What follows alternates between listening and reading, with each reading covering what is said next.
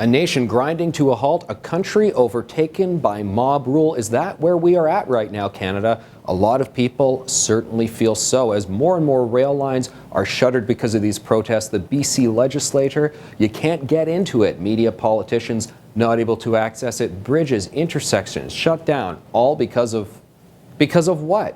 Well, let's explore that question. Let's talk about what is to be done. Canadians are increasingly frustrated as we are now well into the second week of these protests, of these blockades, of people who claim to be allies of the Wet'suwet'en First Nation community in British Columbia over the Coastal Link BC project. But we have a problem with all of this. The majority of elected band councillors there and quite a lot of hereditary chiefs are in support of it. Opinion polls show that the vast majority of people in the community support this pipeline, support this project. So why do we have parts of the country being shut down over it?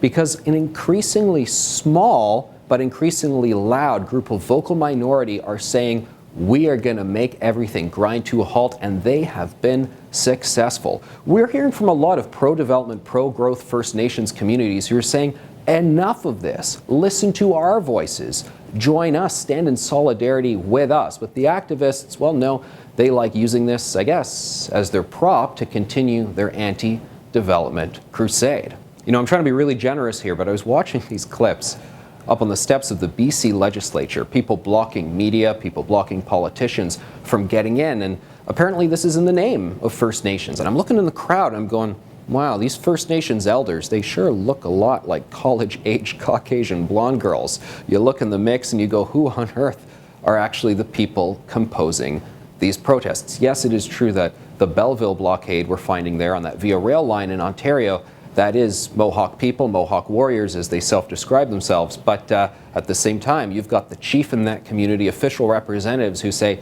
this ain't us, these people don't speak for us, we'd sooner rather they not be here. It's really something to see the growing chorus of pro-development First Nations groups in recent years.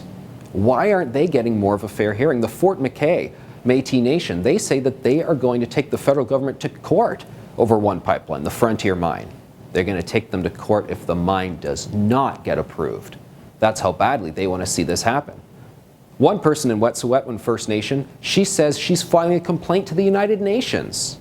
Not because this project's going ahead, but because the UN has said it shouldn't go ahead, and she says, that ain't us. We want this to go ahead. How dare you, United Nations, speak against our interests? That's the situation we find ourselves in right now. To me, it seems to be a no-brainer. Multiple court injunctions have been served. You got to get off the rail line. You got to let the roads be cleared. You got to let people into the BC legislature. You got to let Chrystia Freeland into that meeting to meet with the mayor of Halifax. Enforce the law. Why aren't provincial police across this country doing their job? Why isn't the RCMP doing their job? Yes, Prime Minister Justin Trudeau should be here, be more active on the file, but when the feds say this is partly the responsibility of the provinces, well, they do have a point. Solicitor Generals in this province need to call up their provincial police commissioners and say, why aren't you guys enforcing the law? Why aren't you guys doing your job? Because quite frankly, I say if you're not letting these projects go forward based on the voices that we're seeing right now, well, that is no way to show support for all these First Nations who do want to see this go ahead. What do you think? Let us know. Leave your comments below, and don't forget to like and share this video.